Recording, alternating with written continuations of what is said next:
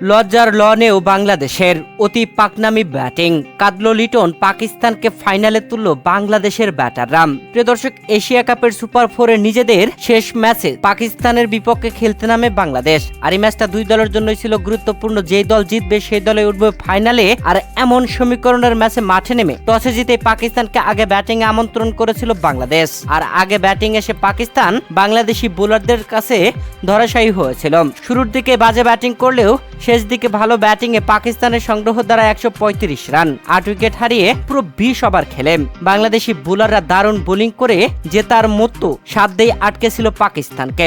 যেখানে ১৩৬ রানের টার্গেটে ব্যাট করতে নেমে বাংলাদেশি ব্যাটারদের ব্যাটিং ভরাডুবিতে লজ্জাজনক পরাজয়ে ডুবলো বাংলাদেশ, ছিটকে গেল ফাইনাল থেকে। যেখানে শুরুতে আসা দুই ওপেনার সাইফ হাসান ও পারভেজ হোসেন ইমন ভালো জুটি গড়তে পারেননি। ইমন গোল্ডেন ডাকেই প্যাভিলিয়নে ফেরেন, তবে সাইফ এক প্রান্ত আগলে রেখেছিলেন। অনডাউন আসা তাওহিদ হৃদয় ৫ রান করে প্যাভিলিয়নে ফিরলেন। এরপরে মেহেদী হাসান ১১ রান, তারপরে নুরুল হাসান সোহান ১৬ রান করেছেন। যেখানে নুরুল হাসান সোহান যেই বলটি মেরেছেন সত্যি আশ্চর্যজনক। এমন বল মারতে গেলে এমন দশা তো হবেই। সীমানার কাছে ক্যাচ আউট হয়ে প্যাভিলিয়নে ফেরার পরে ব্যাটিং আসেন জাকের আলী অনেক। আর জাকের আলী অনেকও নুরুল হাসান সোহানের মতো একই ভুল, যেই ভুলের মাসুল আউট হয়ে দিতে হয়েছে জাকের আলী অনেককে। ৫ রান করে প্যাভিলিয়নে ফেরেন জাকের আলী অনেক। এ ম্যাচে সাইফ হাসানও দলের জন্য তেমন কিছু করে যেতে পারেননি। ১৫ বলে ১৮ রান করে প্যাভিলিয়নে ফিরেছিলেন তিনি।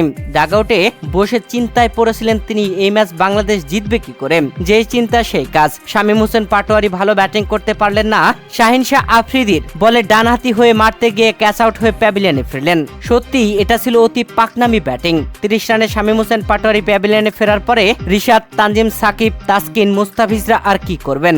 শেষ দিকে এসে শেষ উইকেট জুটিতে রিশাদ হুসাইন ও মুস্তাফিজুর রহমান। যেখানে শেষ ওভারে প্রয়োজন ছিল ২৩ রান। সেখানে প্রথম বলে একটি লেগ বাই রান আসে। এরপরের বলে ৪-এর বাউন্ডারি হাঁকিয়ে দেন রিশাদ হুসাইন। তারপরের বল ডট, তারপরের বলে হাকান ছক্কা। এ যেন জয়ের স্বাদ পেতে যাচ্ছিল বাংলাদেশ। শেষ দুই বলে প্রয়োজন ছিল ১২ রান, তবে পঞ্চম বল ডট। আর এরপরে শেষ বলে কোনো রান নিতে পারেনি রিশাদ হুসাইন। শেষ পর্যন্ত বাংলাদেশ ১১ রানে ম্যাচটি হেরে যায়। আর এই ম্যাচ আর বাংলাদেশের বিপক্ষে ১১ রানের জয় তুলে নিয়ে ফাইনালে উঠে গেল পাকিস্তান। আর পাকিস্তানের কাছে এমন স্বল্প রানের টার্গেটে ম্যাচ হারায় ডাগআউটে আফসোসে পড়লেন লিটন কুমার দাস। সুপার ফোরে শেষ দুই ম্যাচে ভারত পাকিস্তানের বিপক্ষে ইনজুরির কারণে খেলতে পারেননি তিনি। প্রিয় দর্শক, অতি পাকনামি ব্যাটিংয়ে এই ম্যাচ হেরে লজ্জায় ডুবল বাংলাদেশ।